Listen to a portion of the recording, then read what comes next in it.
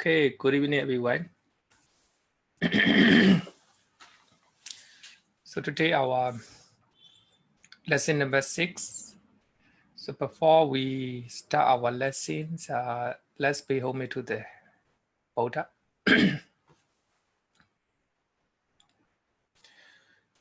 Namo tassa bhagavato arahato samma sambuddhassa.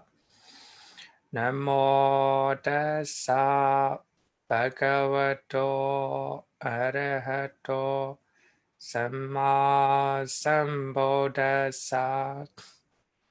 Namo tassa bhagavato arahato samma sambuddhassa. Good afternoon, everyone. Okay, today our lesson number 6.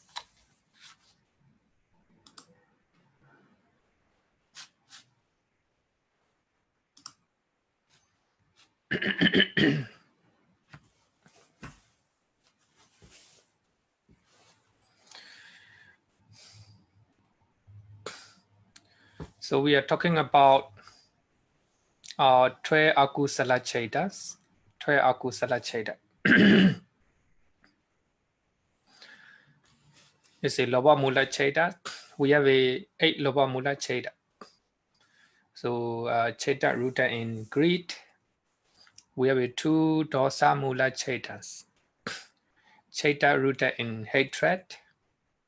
And we have 2 moha mula cheta. Loba mula cheta, dosa mula cheta, and moha mula cheta. Not difficult to remember in Pali. So maybe in future we'll talk about when we are talking about 8 loba mula, 8 cheta rooted in greed. We'll say loba mula cheta. Loba mula cheta.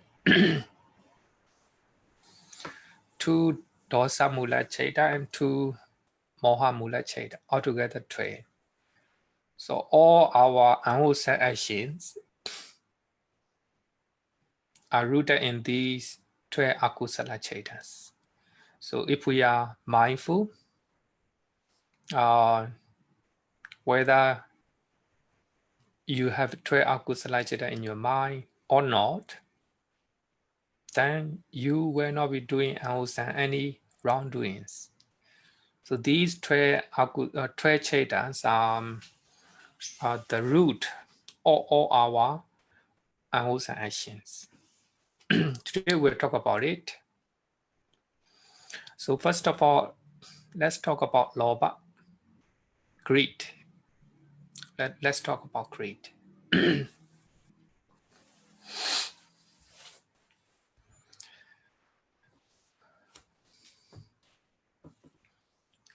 Loba is like a super glue.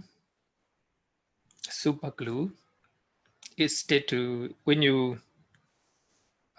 combine 2 objects with a super glue, you cannot take it out. So loba is just like super glue. It grabs the object family. So when you see something, if there is loba in your mind, then you cannot run away from that object. When you hear a sound, then if there is a greed in your mind, then loba, it stick to your mind, stick to that sound, just like that. So the loba or greed is just like a super glue. It grabs the object family. Normally, if you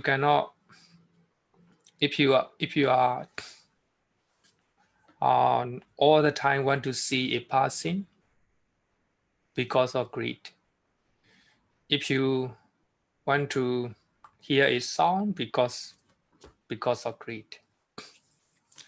It's like a super glue. So as we all know that this is the original all type of suffering. according to Abhidhamma. According to Abhidhamma, second noble truth is taken as a lobha or greed. It is the original all type of suffering. So we are suffering because of greed. So actually this lobha or greed is similar to craving or similar to clinging. These are all synonym.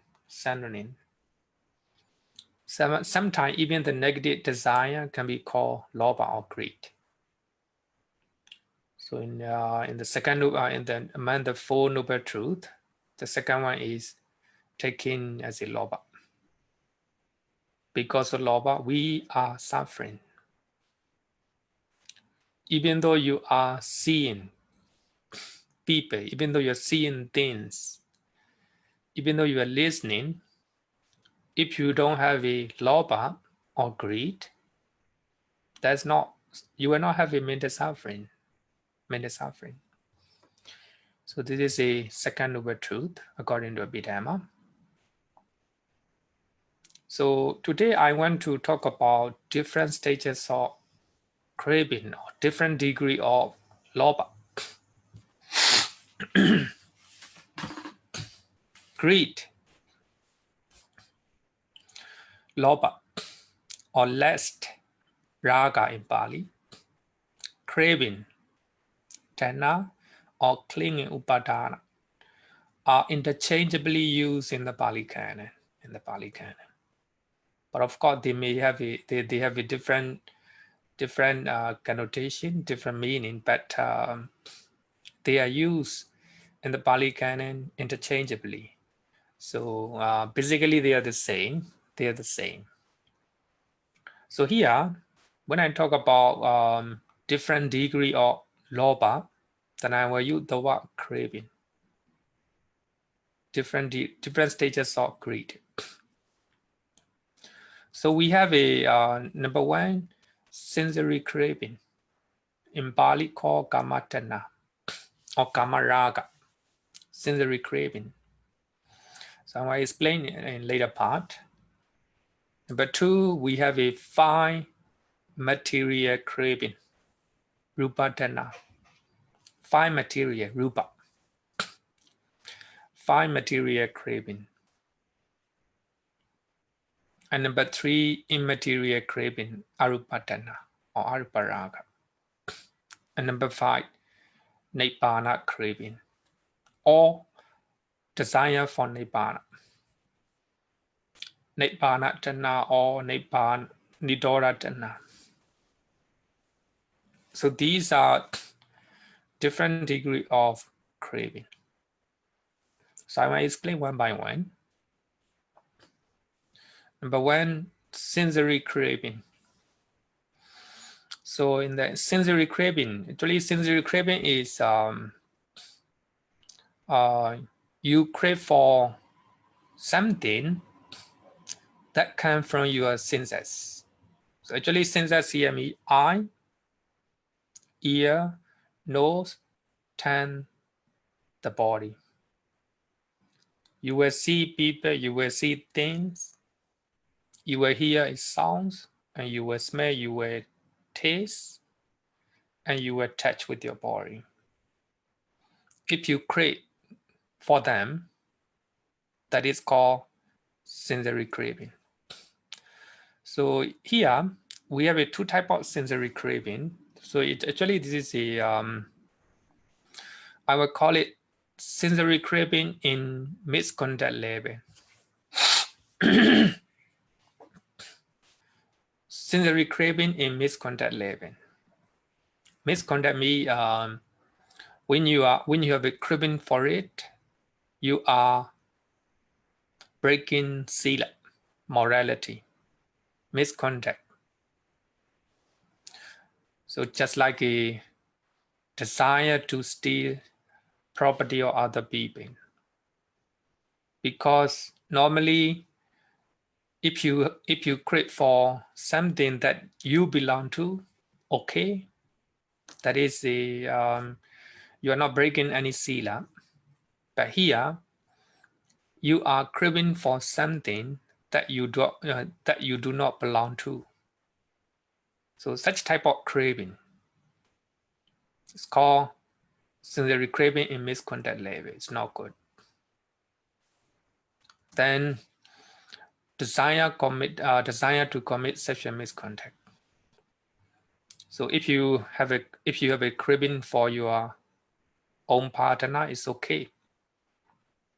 You're not breaking any sila. But here, if you're committing sexual misconduct outside of your marriage, so that will be craving in misconduct level. So it will cause you a bad rebirth in afterlife. And also there are many things actually, as long as you are not breaking, as long if you are breaking the sila or morality, then such type of craving or greed can be called misconduct level. And then we can also use immoral craving. Immoral craving. The next one is sensory craving in normal level. Sensory craving for normal level.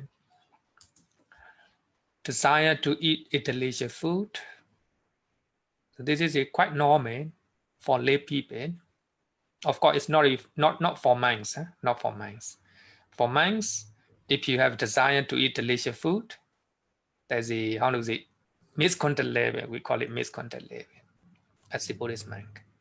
But here I'm talking about for lay people. For lay people, as a lay person, if you have a craving to eat a delicious food, okay, as long as you are using your own money, as long as it belongs to you, stay okay.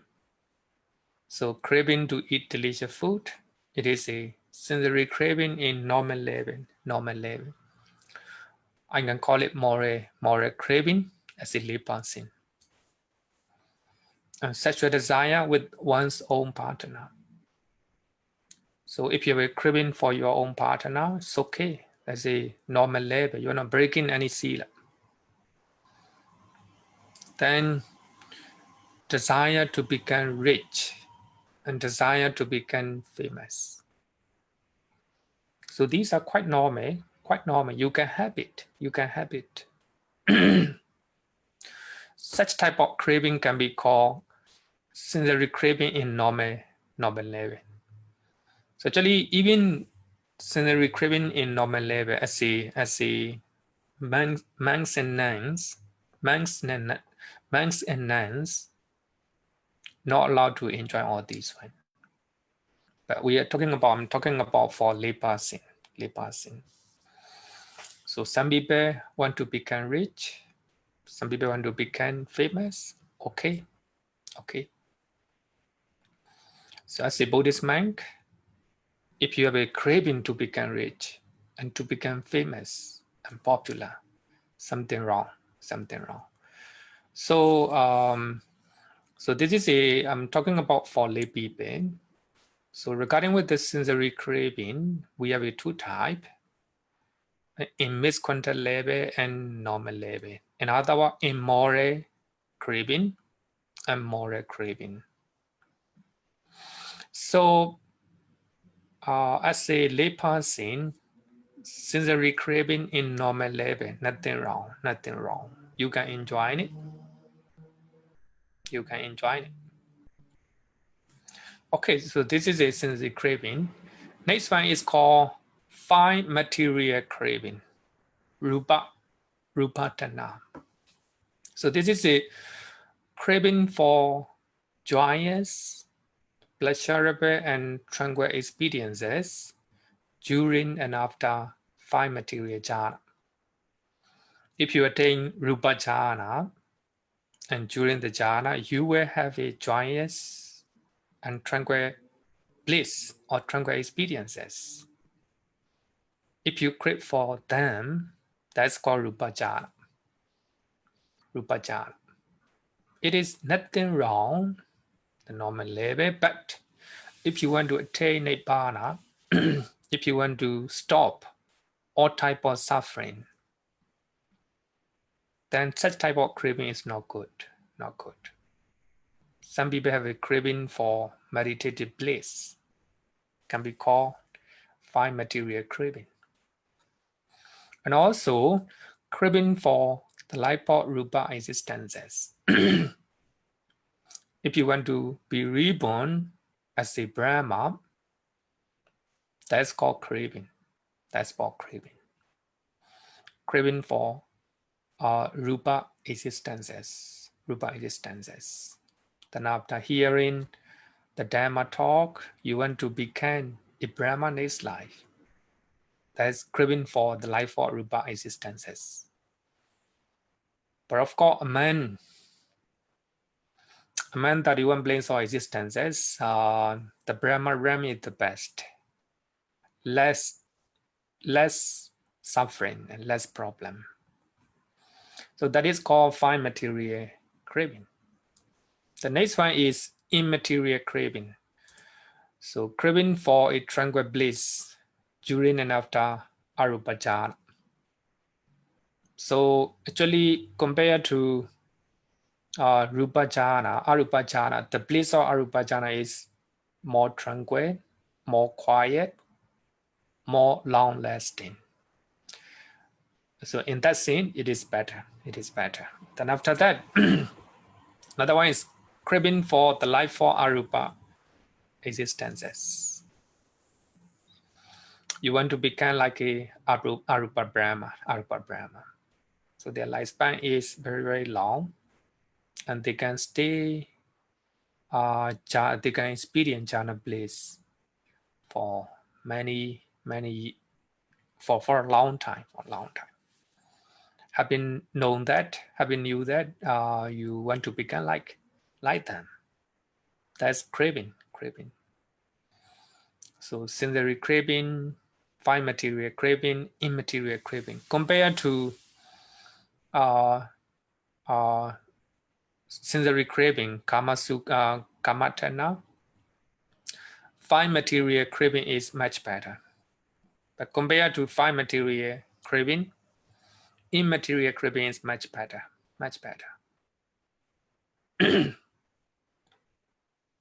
Up to now, any question?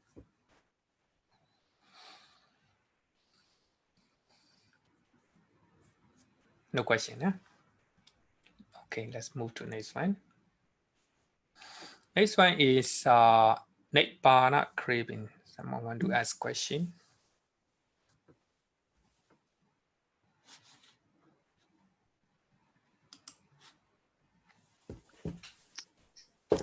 Okay.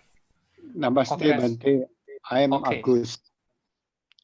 Bhante, Okay. I would like to ask regarding the sensory craving in normal level. Okay. If it becomes the karma for the next rebirth, whether it can bring to the woeful state or not, Bhante? If you have craving in normal level,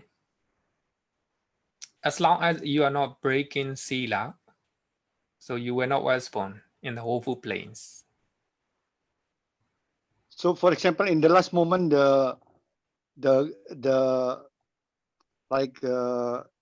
image before at the last that moment appear, like maybe eating, craving, eating certain things or playing music, etc. Whether this can bring to the woeful state or not. Suppose if you before you die, you think about music. Yeah, maybe enjoying music, maybe playing music, maybe eating the favorite foods. I think it will not bring to woeful existences. I think no. Here, I think we have to divide two things. First one, if you are enjoying your own property, it is nothing wrong. Nothing wrong means is not a misconduct level. before you die, if you have loba, like a craving for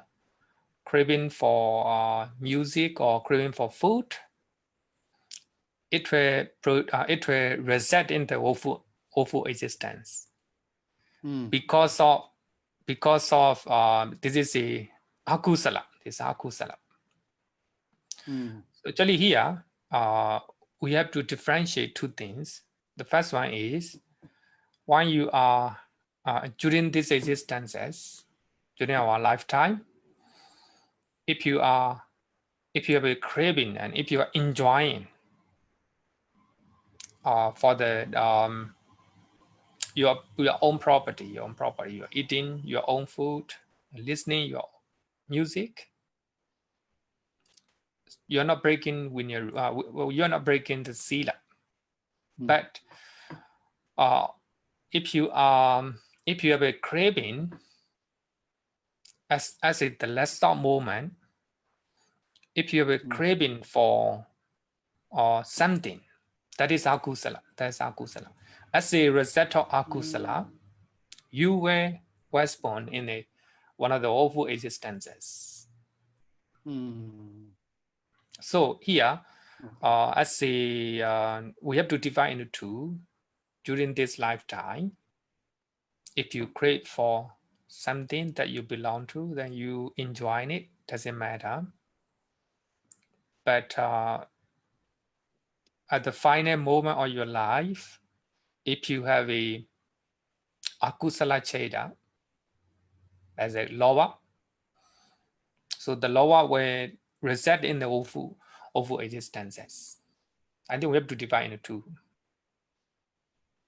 Okay. So it means, Bhante, maybe I'm not really clear. So during the time let's say I'm enjoying my property, I'm enjoying my food, this is still kusala. Not kusala. This is the already akusala, right, Bhante? No. The state of mind. The state of mind is akusala. The state of mind is akusala, but you're not breaking sila. You're not breaking your bodily and verbal actions. So here we have to divide mental akusala. If you crave for your own property, that is loba. Loba is akusala, right? Akusala. So because of if you have a sensory craving in misconduct level, you will be breaking the sila. You will be breaking the sila. You will steal property of other people. You will commit sexual misconduct. But if your craving is in normal level means, of course, in your mind, that will be akusala. Loba is akusala. But even though you have a loba, your loba is not too much. Your loba is not too much. For that reason, you are not breaking the sila. But here, two level, sensory craving in misconduct level, you will break the sila during the lifetime, right? In the lifetime. But if you have a second type of sensory craving, then you will not break the sila, but you still have akusala in your mind. Yeah. Okay. So still akusala. Yes, still akusala, but during the last moment of your life, the last stop moment, if you have akusala cheda, it will you will respond in the one of the awful existences. And how about if desire to be reborn in human being or to be reborn as a bhikkhu in the next life, whether still akusala or kusala, Bhante? This desire. I think we have to look at in different stages. For that reason, I say the different stages of loba are different degree of loba. So any type of loba is not good. Any type of loba is not good. Even craving for rupa jhana, craving for arupa jhana is not good. When we look at from top-down, I always say top-down view. Top-down view. So when you look at bottom view, rupa jhana, arupa jhana are very good, right? But even among the sensory craving, second craving is not bad, not bad, stay okay. But then it stay in normal level, normal level. So the reason why I divided two level is because people feel guilty. So when they are enjoying a good food, so when they are enjoying life, this is just quite normal. It's quite normal. They shouldn't feel guilty. So that is craving in normal level. Akusala is still akusala in your mind, but you will not be breaking sila. Okay. Okay, Bhante, thank you. Yeah. So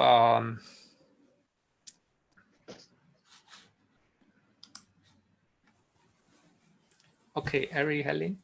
Yeah, good afternoon, Bhante. Okay. I just would like to ask a quick questions related to our daily life. Okay. Desire to eat a delicious food here is considered sensory craving in normal level. But how about, like, for examples, those people that go to the live seafood, for example, choosing the live seafood to be cooked to basically satisfy the desire to eat? Is it something still considered a normal level? Is it, or basically breaking? Misconduct level because it involves craving. Yeah. It involves craving because as long as you are breaking the sila, just like a killing, stealing, sexual misconduct, telling lie.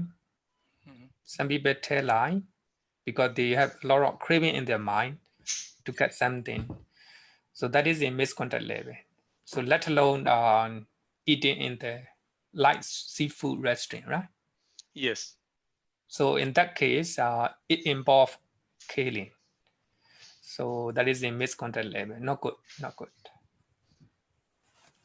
So then if this is the case, how do you differentiate, like, do we vegetarian and non-vegetarian? Is it also something that is?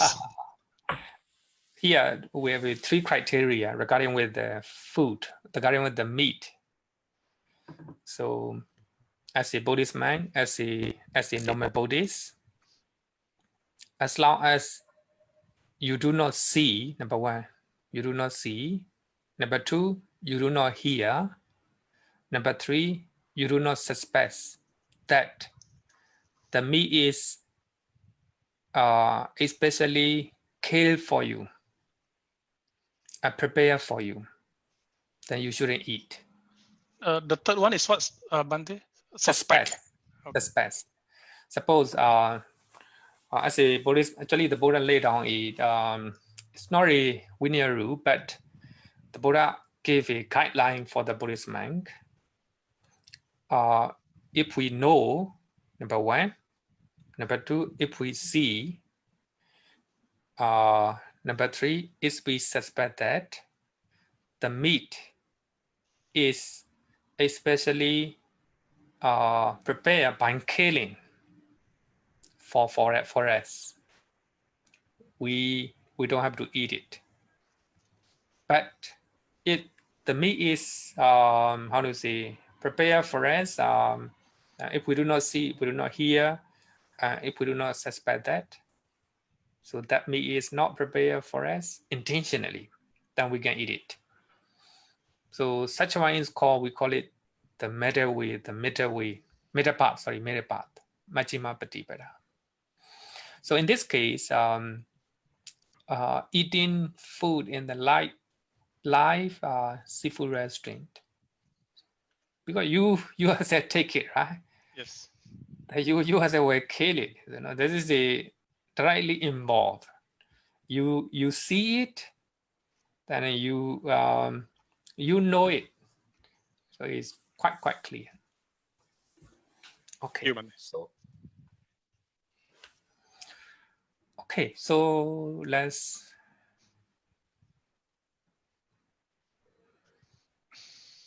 number 4 is Nibbana craving. Nibbana craving.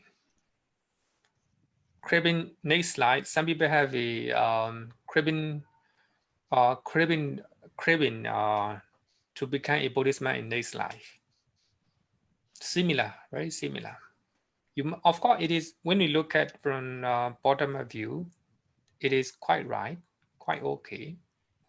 So if we look at from top-down view, not good. But here, even here, Nibbana craving. But of course, desire for attaining Nibbana is a must to attain Nibbana. So without such noble desire, we cannot achieve the bliss of Nibbana. Before you attain Nibbana, you must have it. You must have a desire to attain Nibbana. Even such noble desire is abandoned when attain Nibbana. So actually here it's a little bit tricky. So Nibbana, there is a Nibbana craving. We have a craving for Nibbana. But of course, this is the best type of craving. The best type of craving. So without that such type of craving or desire, we cannot attain Nibbana.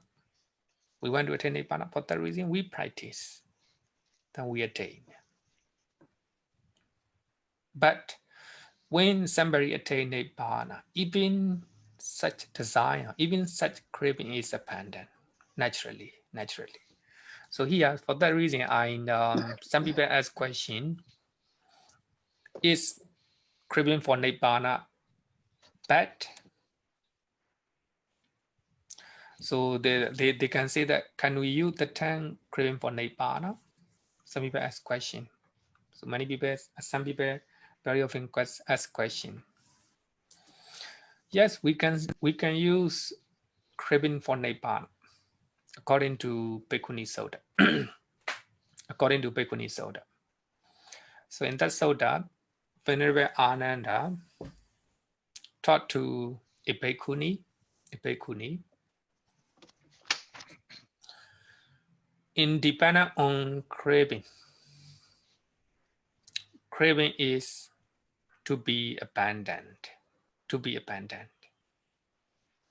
So in that Sutta, Venerable Ananda said that somebody have craving to become Arahant. Craving to become Arahant. In other words, we can see that craving for Nibbana. They try hard. But finally, he became Arahant. But when he became Arahant, craving to become Arahant is abandoned, to be abandoned. Is that clear? Somebody have craving to become Arahant. I want to become Arahant. That's also craving. According to this Sutta. But remember that this Sutta is taught by Venerable Ananda. Not taught by the Buddha. So according to Venerable Ananda, we can say that craving for Nibbana. If you crave for Nibbana, if you have desire to attain Nibbana, that's called craving for Nibbana. But here, someone want to become Arahant, that is craving to become Arahant. So because of that, he tried hard, he practiced, but finally he became Arahant. So the moment he became Arahant, craving to become Arahant is abandoned. So for that reason, independent on craving is to be abandoned. So according to this Sutta, even though the Sutta do not use craving for Nibbana, but it use craving to become Arahant. That's craving. But of course, such type of craving is very good. Craving to become a Buddhist monk next life. Why not this life? Why not this life?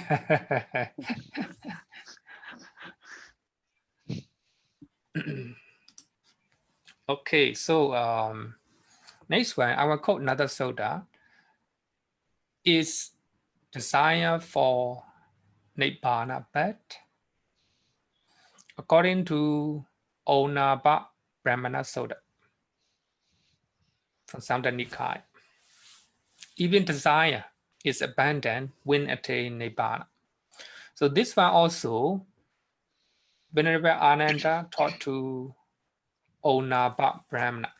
Onaba Brahmana. So in that sutta, Onaba Brahmana as Venerable Ananda, any desire is good. So the Brahmin is not, I want to say, he doesn't like that all type of desire have to be abandoned. He doesn't like such usage. Then he asked the question. The Venerable Ananda said that even desire for Nibbana is abandoned when attain Nibbana. And he said that he earlier had the desire for the attainment of arrangeship. So we want to attain arrangeship, and when he attained arrangeship, the corresponding desire subsided. So that means somebody have desire for the attainment of arrangeship. That can be called craving for arrangeship or craving for Nibbana. Such type of craving or desire is very good, very good. Then, if he or she became arahant, such type of desire or craving is subsided. So for that reason, craving, even the craving for Nibbana, before you practice meditation, of course you must have desire to attain Nibbana. That's good. That's good. You have desire to become Sotapanna, to become Arahant. Very good. So desire, we can call it craving. Craving for Nibbana, craving to become Arahant. Very good, very good. But when you are practicing meditation, if desire to attain Nibbana arises in your mind, no, that is not good. That's not good. That's not good. While you are practicing breathing meditation, then and during your meditation, you have craving to become Sotapanna, to become Arahant. Such type of craving is not good. It is hindrances on the way to enlightenment. So for that reason, even craving for Nibbana, even craving for to become Arahant is considered as a craving. So for that reason, we here I want to share one of the same story, and I don't know whether I have taught to you. So one of the students approached same master, and he asked, during his meditation, the Buddha visit, the Buddha come to his mind while he is practicing meditation. The Buddha came and visit to his mind. Then Zen master said that, what shall I do? The meditator said that, what shall I do? Then Zen master said that, kill the Buddha. Even, when you are practicing breathing meditation, thinking about the Buddha is good. Sorry, in other time, thinking about the Buddha is good. But when you are meditating, when you're practicing breathing meditation, if the thought of the Buddha or Tripajan came to you, That is distractions. So you have to kill it. You have to drive them away. So we have to understand in such a way. Here is the same thing. While you are practicing breathing meditation, then during your meditation, you have craving to attain Nibbana.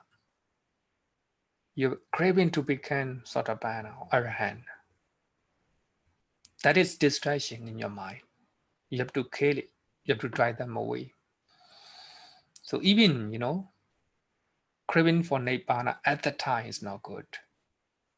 Before you practice meditation, desire to attain Nibbana, very good. You have to have it. But when you attain Nibbana, so desire for the attainment of Nibbana is subsided. So here, my point is, we have a different degree of craving or lobha. Sensory craving, we have a two level, moral level and immoral level. As a good Buddhist, you have to control immoral lobha. So regarding with the moral craving, moral sensory craving, stay okay. Nothing wrong. But the second one is the rupatana, craving for fine material, meditative place, and also fine material existences. And third one is immaterial craving. And the last one, Nibbana craving. So we have a different type of craving. Any question? If no question, then let's continue. So we have 8.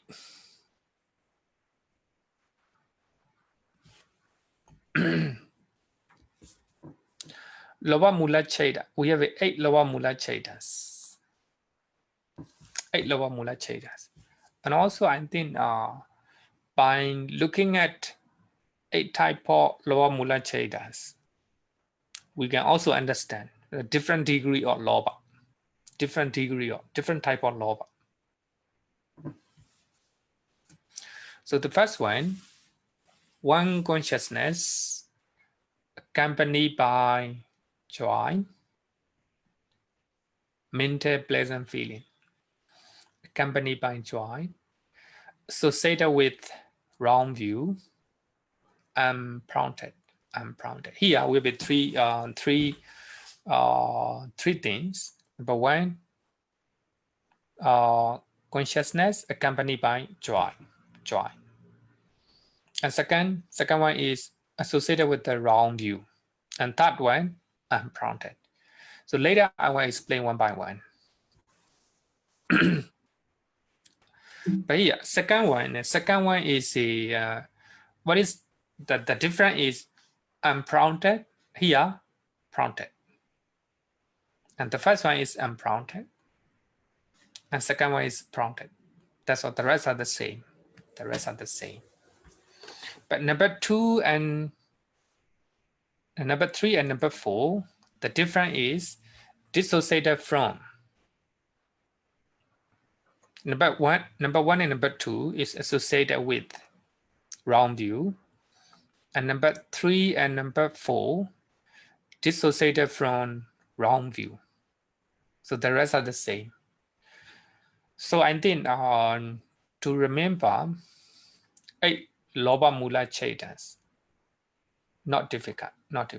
If you know 3 things, very easy.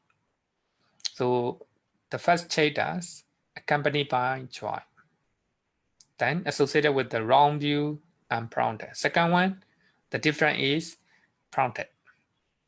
Number 3 and number 4, the difference is dissociated from wrong view, and the rest are the same. So I want for the definition, I will explain in later part. So this is a how to say that 8 lower Mula Chetas. But here, number 1 and number 2 associated with the wrong view. Number 3 and number 4 dissociated from wrong view. So everything, every 4, 1 to 4, accompanied by joy. Accompanied by joy.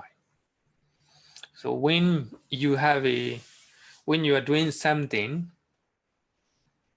if you are stealing the property of other people, you do it happily. You do it happily, accompanied by joy.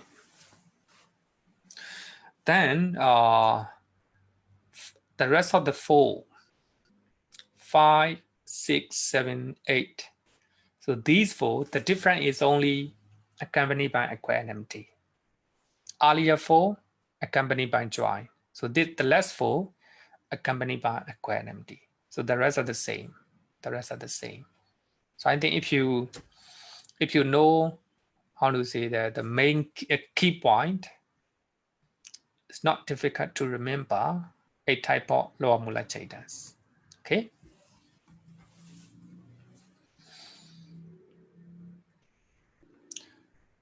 So here, I think we need to explain what is wrong view, deity according to Buddhism. What is wrong view? So later, regarding with the 8 lower mula chaitas, I will explain one by one. Huh? I will explain one by one. Question? Audrey Ho. Hi, Bhante. Yeah, Yeah. can I just check, like, if someone has no wrong view, why would he or she steal with joy? Like, what kind Sorry? of... Someone is? If someone do not have a wrong view, in what circumstance will that person steals with joy? Oh. Yeah. Actually, in later part, I will explain in detail, but I will answer your question. As a Buddhist, suppose a Buddhist know that drinking is not good. Drinking alcohol is not good, right? Mm-hmm. He know that drinking is not good. Actually, for that reason, dissociated from wrong view. No, he doesn't have a wrong view. But when he's drinking alcohol, very happy, very happy.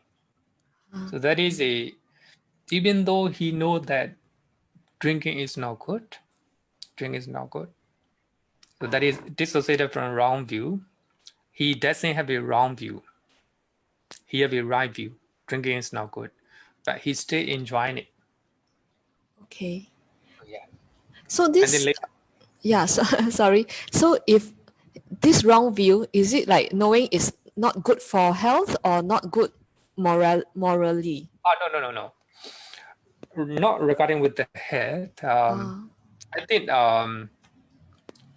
last week we talk about 10 type of 10 causes of unwholesome actions, right? Mm-hmm. So actually here, drinking alcohol is added into Kamesumechachara. So there is unwholesome actions in Buddhism, not regarding with the head. I see. Okay. If someone is drinking alcohol, he will lose mindfulness and clarity of mind. He or she will do unwholesome things as a result of drinking alcohol. I see. Then Okay. what if, another question, sorry. Then what if, let's say, someone who do not have wrong view but is forced to steal, maybe is threatened by someone to steal or something, what kind of consciousness would that be? Oh, okay. Maybe, I think later we will learn. okay. Later we will learn. Okay. Thank you, Bhante. So first of all, I think we need to know what is wrong view. I think some of you have learned Abhidhamma for that reason you know what is wrong view, but for the beginner, wrong view, according to Buddhism, deity means seeing and interpreting things wrongly. So your view and your interpretation is not right. It's very simple, right? So wrong view is normally used with the prefix, normally mecha. Normally we call it mecha teti. Here, we do not use the word mecha. Same, stays the same. Mecha teti, no? Mecha teti.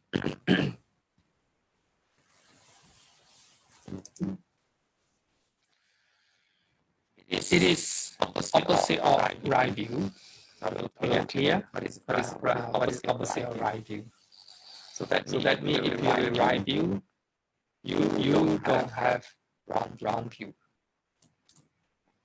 So following some of the definition of wrong view.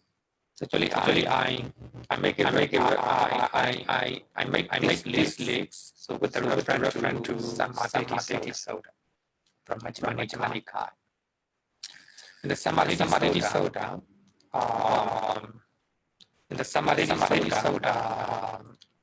Venerable Sariputta talk about different type of wrong view.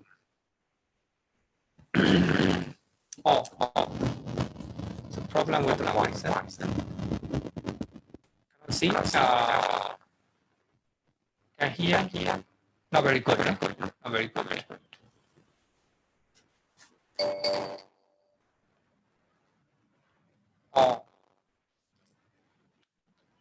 Harry Haley, can you hear me? State the voice not normal one. It's breaking. Some of the shaking. Okay, please wait for a while.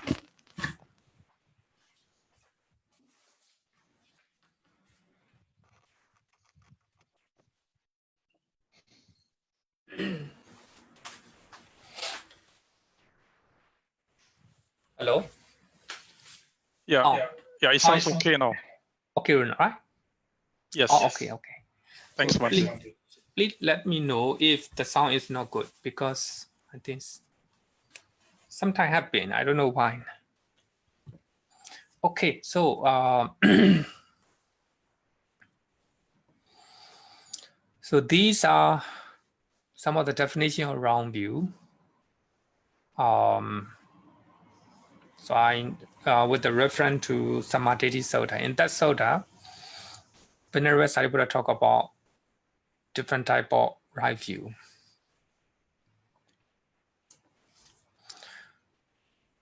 Number one, incorrect view about wholesome and unwholesome deeds. Unwholesome deed.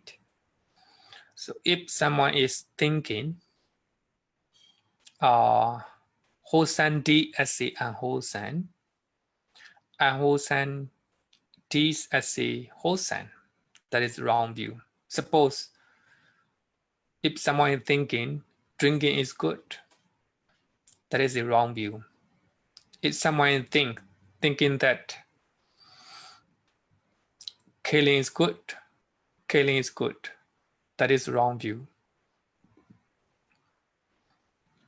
If you think that committing such a misconduct and having an affair with someone, even though you have a family, that is wrong view. That's a wrong view. So I think that we have learned 10 causes of unwholesome actions.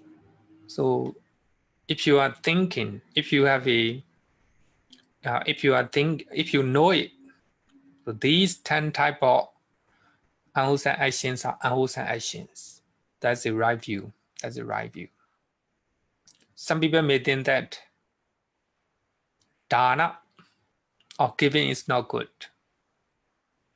Then that is a wrong view. That's a wrong view. And also sila or morality is not good. That's a wrong view. And meditation is not good. That's a wrong view. So these are wholesome as a unwholesome, unwholesome as a wholesome. That is a wrong view. So for that reason, some people, many people do not think that drinking is how to say, not a problem. And in some religions, killing animals is not unwholesome one, not unwholesome one. So these are the wrong view. These are the wrong view, right? So second one is incorrect view about the root of wholesome and unwholesome deed. So here we have the root of wholesome and unwholesome.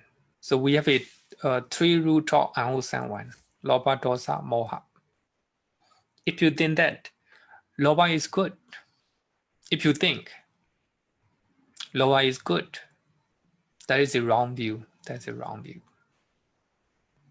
Some people justify dosa is good to run a company or to maintain a family, to educate children. You have to shout, and you have to threaten children. That's a wrong view. That's a wrong view. So we have a three root of the wholesome actions: alopa, adosa, amoha. So here, wrong view here me on the you think that the root of unwholesome as a good, and the root of wholesome as a unwholesome. Like this is a wrong view. This is a wrong view. Of course, as a Buddhist, you know that. So loba, dosa, moha, the root of unwholesome, not good. So that is the right view. Opposite, loba, dosa, moha, okay, that's a wrong view. So next one is a incorrect view about Four Noble Truth. You do not know Four Noble Truth. That is a wrong view. That's a wrong view. So even for Buddhist, as long as you do not know Four Noble Truth, it's called wrong view. As long as you do not become noble person, Ariya Pokala, you still have a wrong view. We still have a wrong view. So the last one is higher. The last one is higher. Of course, even the Sotapanna, he still have a wrong view. Even non-returner, even the non-returner still have a wrong view, because his understanding about Four Noble Truths is not complete yet. According to this definition, only Arahant and the Buddha, they completely remove wrong view. Incorrect view about Four Noble Truths. That means even the non-returner still have incorrect view about Four Noble Truth.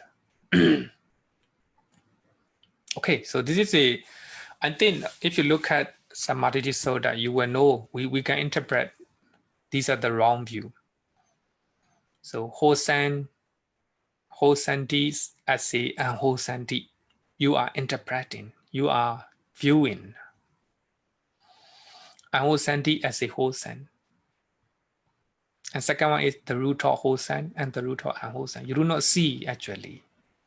Your view about the root of wholesome and unwholesome is wrong.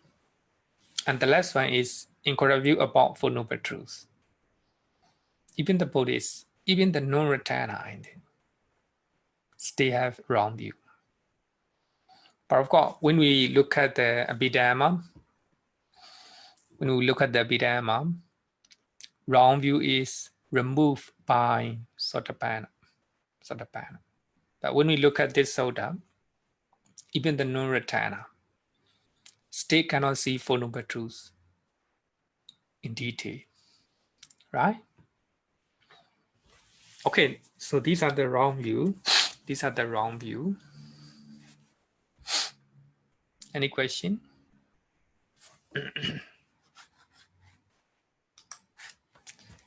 Hacking. Good afternoon, Bhante. Okay, afternoon. We usually find is that someone, like when doing dana, someone is for the layperson. Usually, there's some motive or intention that to get like I doing goods means that in returns I got something good. Of course, the deeds is a wholesome deeds, but the intention or the motive is also kusala motive. But there's a craving. But is it is of course this the level is different for the normal person. If we don't motivate them for the certain return, maybe they don't want to dana, to do the dana. So if we motivate them doing dana and then we say that you can got a good returns, are we is right or wrong?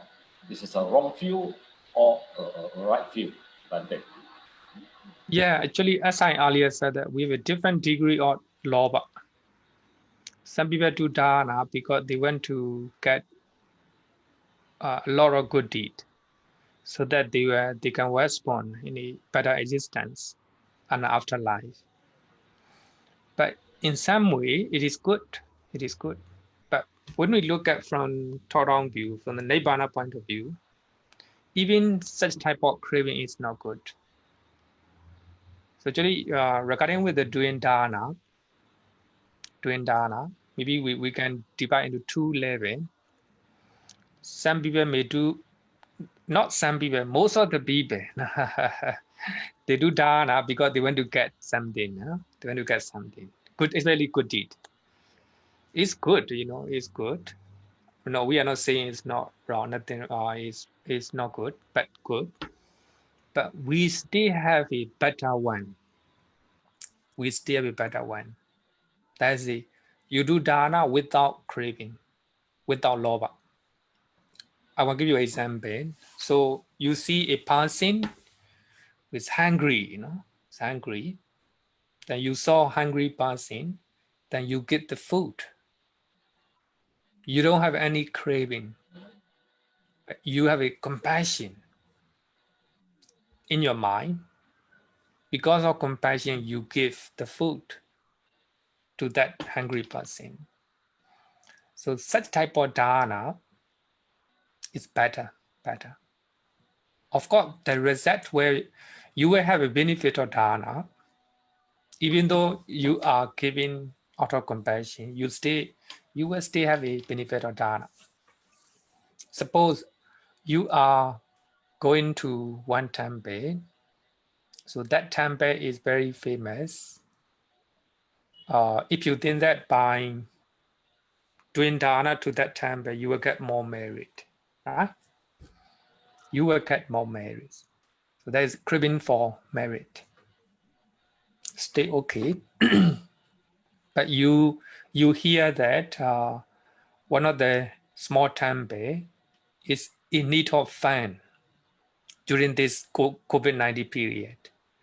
So that small temple is struggling. So out of compassion, then you contribute certain amount of money to that small temple, unknown temple. So your dana is not, how to say, the original your dana is not craving, but original dana is compassion. Compassion is not craving. So here, if we can do dana without craving, if we can do dana with the compassion and also with the wisdom, such type of dana will be much better, much better. Even those type of dana wherever dana you give, the benefit will be there. You will get benefit. Dana. Okay. Thank you, Bhante. Thank you, Bhante.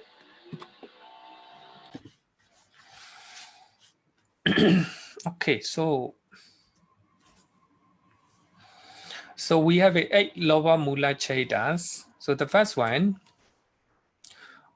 consciousness accompanied by joy, associated with the wrong view, then I'm prompted. then you can see page number 33. Page number 33. Oh, yeah. Page number 33. One consciousness accompanied by joy, associated with the wrong view, unprompted. Oh, somebody want to ask question? Okay, Lynn, Lynn. Yes, Bhante, afternoon. Okay. Should I start the video? Yeah, Bhante, can I just ask, in this case, if I know that my intention of doing dana is not pure, maybe I should not do the dana. Any type of dana is good. Anyway, you have a benefit. It doesn't mean we have a different level of we have to know the different level of dana. Same thing. Sometimes we will do dana with the expectation. Some people will do dana because they want longevity. And some people do dana, they want to have a good business. And some people will do dana because they want to maintain good relationship. Any type of dana is good, but if you do dana without any lobha or craving, much better. That will be better. So such type of, so the Buddha use such type of dana is called Citta lingara. Citta lingara is ornament of the mind. Ornament of the mind. So normally we wear the ornament, right? Like a jewelry. Ornament of the mind.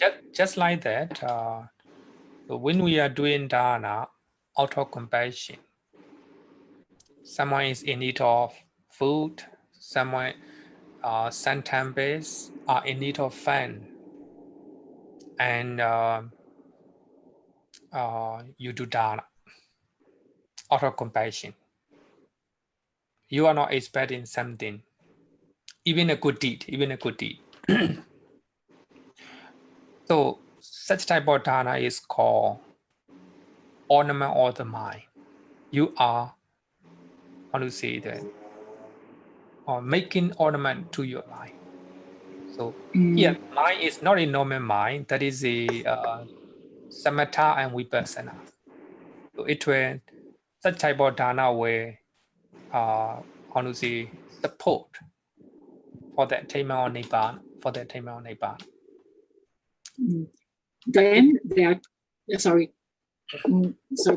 because I'm just thinking two questions.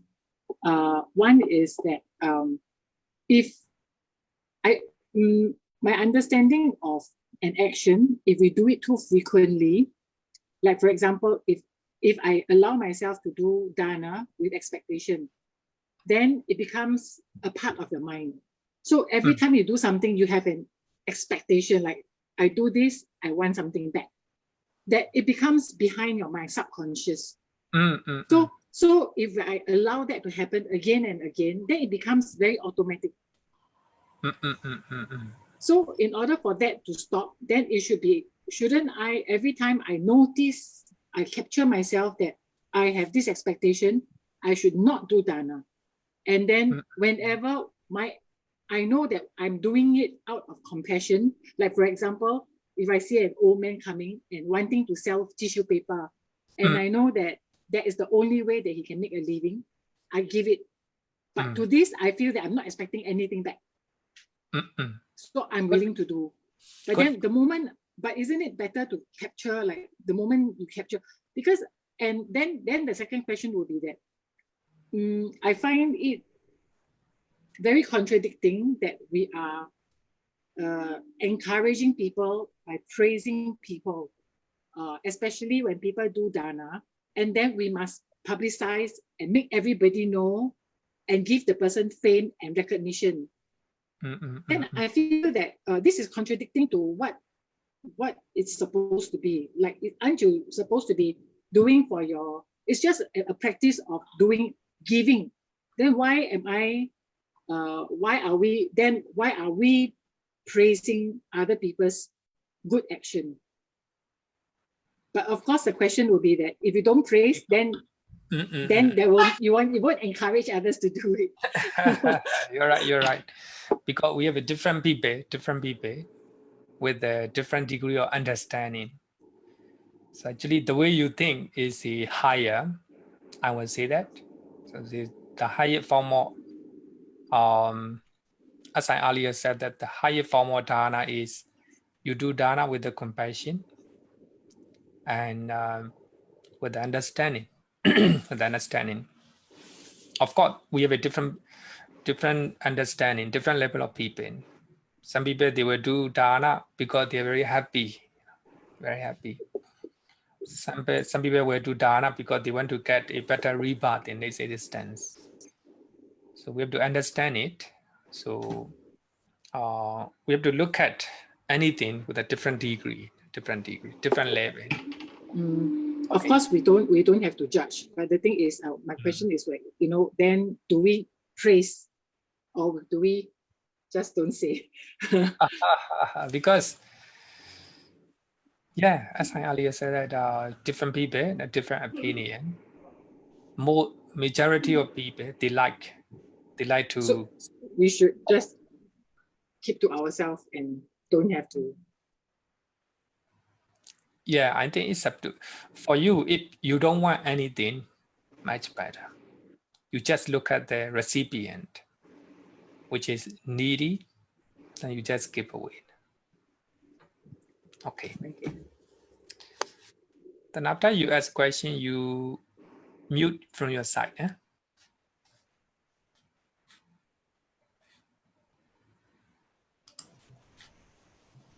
Everyone.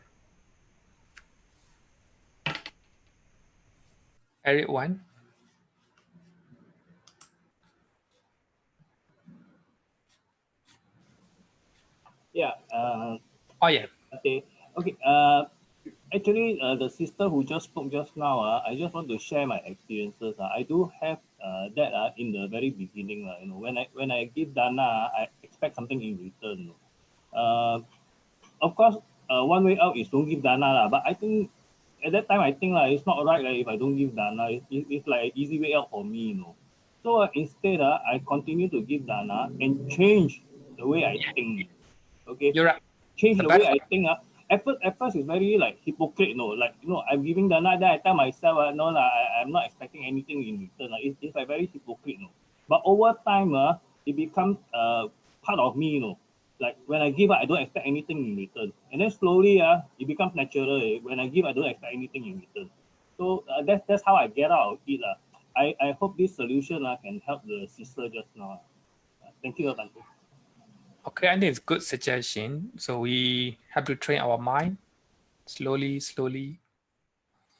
But of course, people have a different degree of understanding.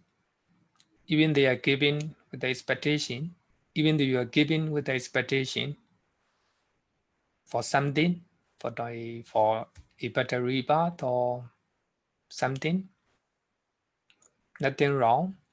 Nothing wrong me, of course, when we look at from the Nibbana point of view, it's wrong. But we have to understand it.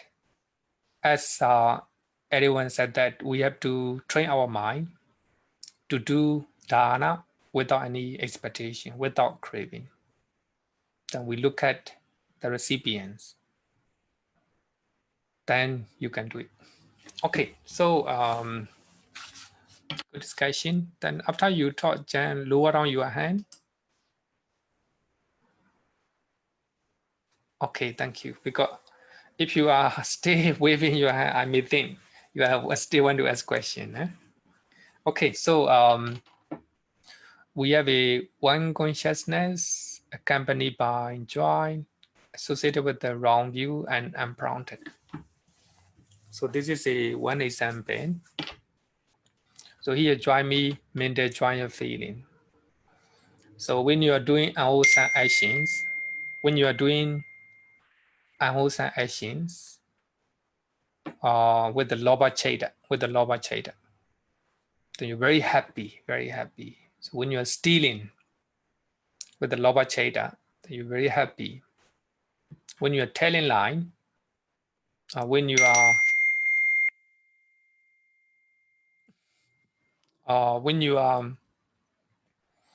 how to say that, when you are talking nonsense things, some people, most of the people are very happy to talk about how to say nonsense things and to talk about gossip, the loba mula citta, accompanied by joy, accompanied by joy. So mental joy and feeling. Normally, as a human beings, we want to talk about gossip, and those time accompanied by joy. That number one. If you are how to say if you are stealing, accompanied by joy.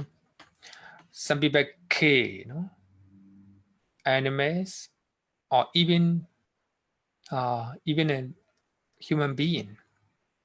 They do it accompanied by joy. So when you look at the news in the Middle East countries, so they are killing human beings accompanied by joy. Mental joy and feeling. They are very happy to kill a person.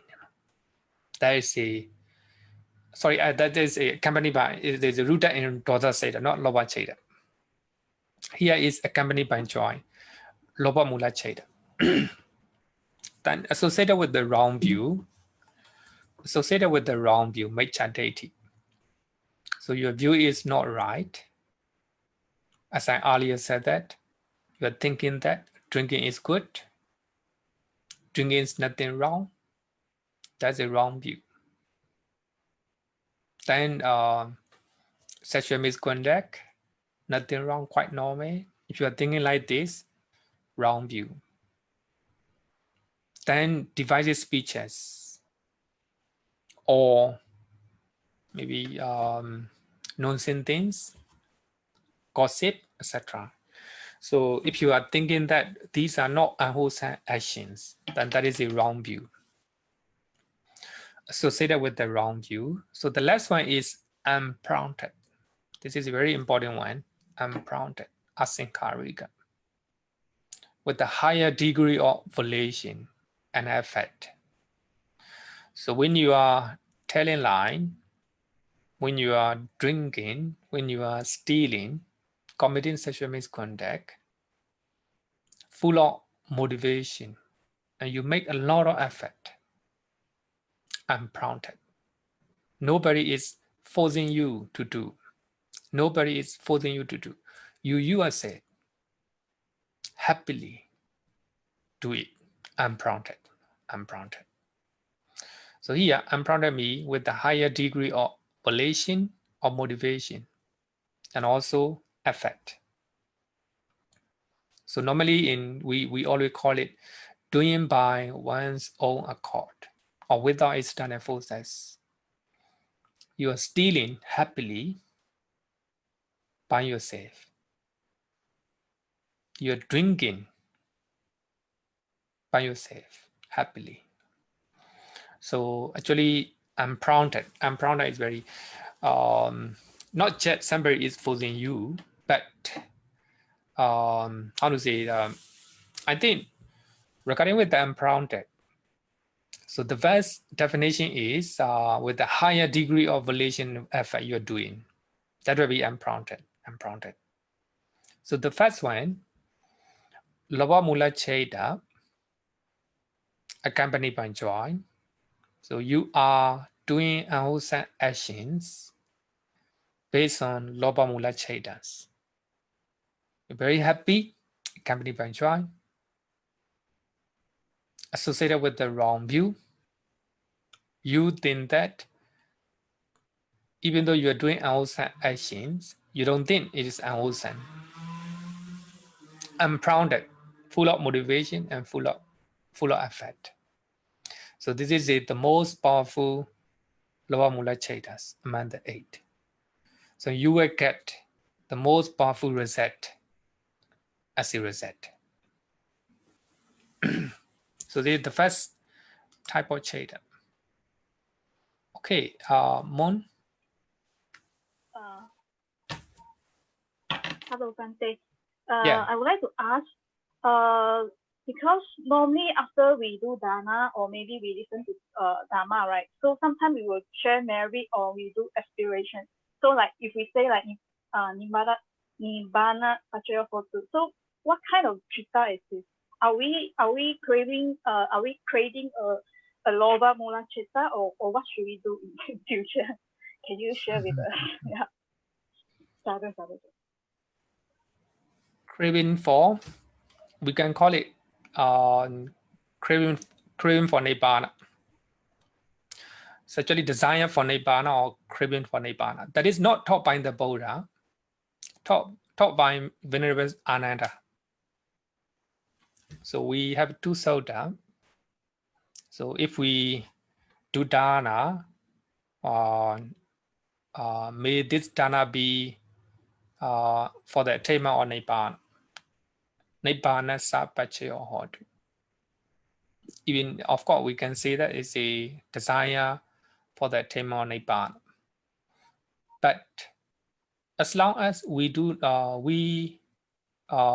attain nibbana, we still have such desire. We must have such a desire. So that desire will be abandoned when we attain nibbana. It's nothing wrong. Okay. Nothing wrong. We can have it. Yeah. So is it one of this loba mula citta? So do we? Is it very dangerous? Yeah, very dangerous to talk about it. But when we quote 2 sutta from Anguttara Nikaya and Samyutta Nikaya, we can even say this is a one craving for or desire for nibbana, loba. But most people will not like it. Most people will not like it. So anyway, such desire is very good. Very good. Okay. But it won't cause us to born in the lower realm or like. No, it will not reset. No. Okay. Thank you so much. Next. Yeah. Because okay, somebody want to ask question. Okay, Hakim. One more question. Good afternoon, Bhante. Okay, afternoon. I have few friends. They are liking drinking, but Sorry? they said that they like drink beer or drink like wine, and they said that their drinking is that they still can maintain their consciousness or clarity of mind. So such action is still break the sila, unwholesome, or even they are still like very clear their mind, their conscious, because the degree of drinking each person is different. For me, maybe I drink 2 cups, I already drunk. For them, maybe they drink 1 bottle, still okay for them. So in such of that's a kind of the state is still they are clear the mind, everything is okay. They still speak very normal. They still consider unwholesome. Yeah. Drinking, any type of drinking is unwholesome. No excuse, Bhante. No excuse. Okay, thank you. Because when you meditate, even you drink just a little bit, then it will be very clear to you. Okay. So any type of drinking is considered as unwholesome. Okay, thank you. Okay, so here,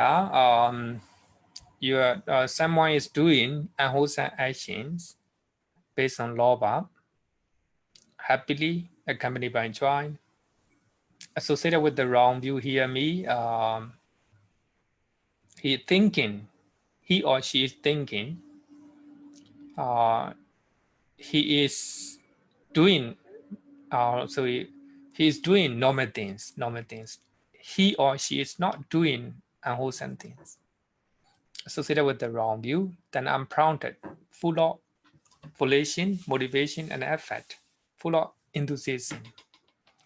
So that is called the first lower mula cheda.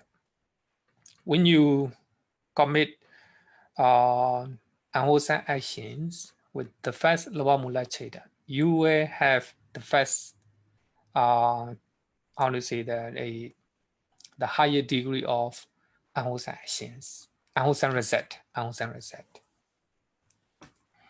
Okay, so second one is a one consciousness accompanied by joy associated with the wrong view. But here, prompted. Prompted here is sasankarika, with the lesser degree of volition and effort. You are doing unwholesome actions happily and associated with the wrong view. You don't think it is unwholesome actions, but you are doing prompted. Prompted.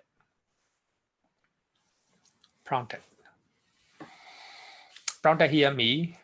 You are not doing that unwholesome actions with the higher degree of volition and effort. Your volition or motivation or your effort is not so much, just a little bit. Prompted. So that is only different. The next one is one consciousness accompanied by joy, dissociated from wrong view, and unprompted. So one of the students asked question, if somebody is drinking alcohol, knowing that it is unwholesome actions, happily. So that is number three type of chetas. So somebody is drinking alcohol happily, but he or she know that it is unwholesome actions, akusala. So he or she is doing happily, with the full of motivation and full of effort. He make a lot of effort to drink or to steal or to tell lie, etc.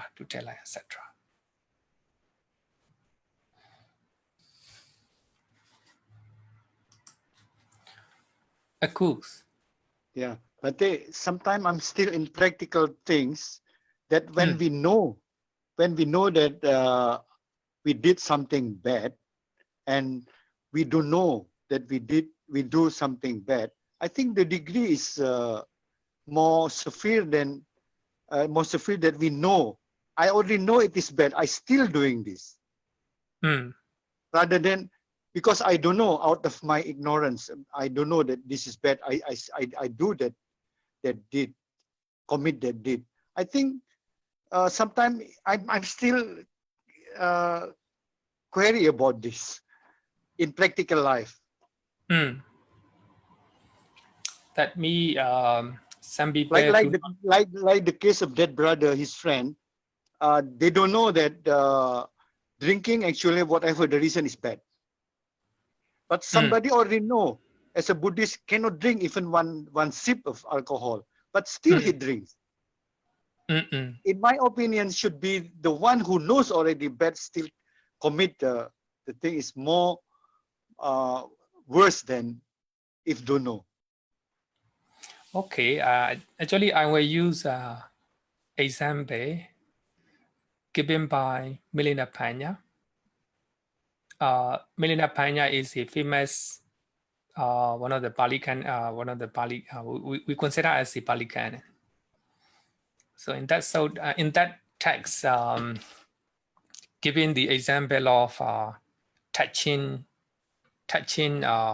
fire, that as you know that fire is very hot, right? Fire is very hot, but you have to touch it. If you know fire is hot, you will touch and you will take out your hand very quickly, right? Very quickly. And somebody who do not know, as a child, fire is hot, do not know, then he will touch the fire. He will keep his hand, you know, longer, and he will hot. He will hot. Same thing.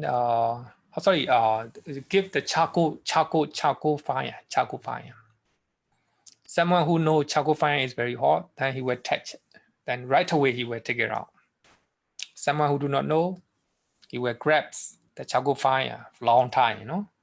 It will harm his hand. Just like that, the one who know that drinking is not good,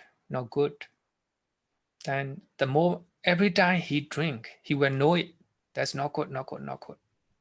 Akusala. But later, you know, he will refrain from it. He will stop it.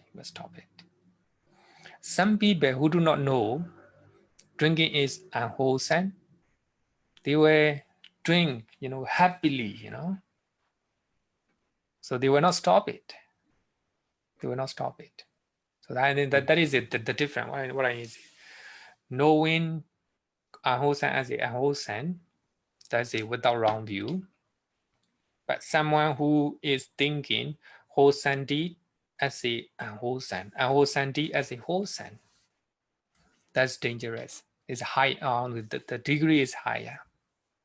So that's the way we explain. Yeah, Bhante, makes sense. For the long term, it makes sense, yeah, Bhante. Yeah. If you don't know, it's more dangerous. Yeah. Okay, thank you, Bhante. Regarding with the drinking, maybe I will share a very, I will share one of the interesting story, the real story. Maybe the time is a little bit, may I take a little bit of time? In America, in the USA, when one of the Burmese monks was living in USA, so one of the drinker came to Tampe, and he is talking to the monks. He can't help drinking. Then he also want to meditate. Then the Burmese monk suggests that we can take meditation anytime, even you are drinking. While you are drinking, when you are holding the body, you know that you are holding. When you are lifting, you know that you are lifting. So the moment you are drinking, you know that you are drinking. That's mindfulness. Drinking meditation. Then the drinker follow his advice. So every action, the moment he's drinking, he's mindful. Mindfully, he take the cup and he drink the alcohol. As a result of mindfulness, then the moment the alcohol go into his throat, he know it very clearly. The moment it go to the stomach, he know it very clearly. But later, in the long run, so the moment he swallow the alcohol, he cannot take it because his mindfulness is very, very strong. He know it very clearly. So he know that alcohol is going through the intestine and it's very hot. So later on, he cannot take it. Then he stopped drinking alcohol. So because he know that drinking is not good, right? Because of that, later he began to know himself. Of course, I see power of mindfulness much more powerful. Okay, so thank you, Bhante. Okay, this one number 3 is dissociated from wrong view. So that means he don't have a wrong view, right? he will be doing unwholesome actions happily, even though he know that it's unwholesome and unprompted. So number 4 is one consciousness accompanied by joy, dissociated from wrong view and prompted. So actually, these when you look at number 1, 2, 3, 4, all accompanied by joy. But 1 and 2 associated with the wrong view, 3 and 4 dissociated from wrong view. So I think when you know, when you learn like this, it's not difficult to remember. So the last 4 accompanied by equanimity. So I think we don't have time, so we'll talk about it on Monday. So there will be a lesson on Monday, even though it is a holiday. Okay, so let's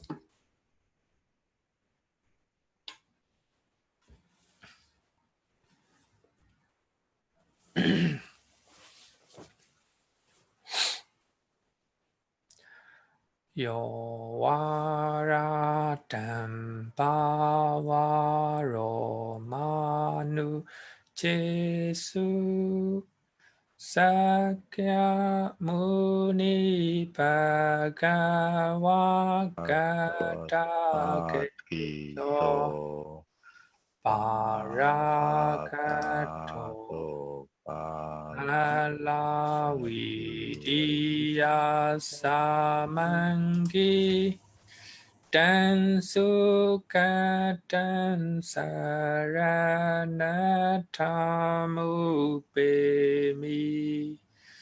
Ragavi Raga Manincha Masokan Dhamma Masangata Patikulan Marurami Mampakunan Suwipatan Dhamma Mimamsaranatamu Pemi Yata Chatena Mahapalamahu Chatusu Sisu Purisayugesu Atacha Bongala Dhammata Sade Sangami Mansaranata Mupemi. Sadhu. Okay, see you on Monday.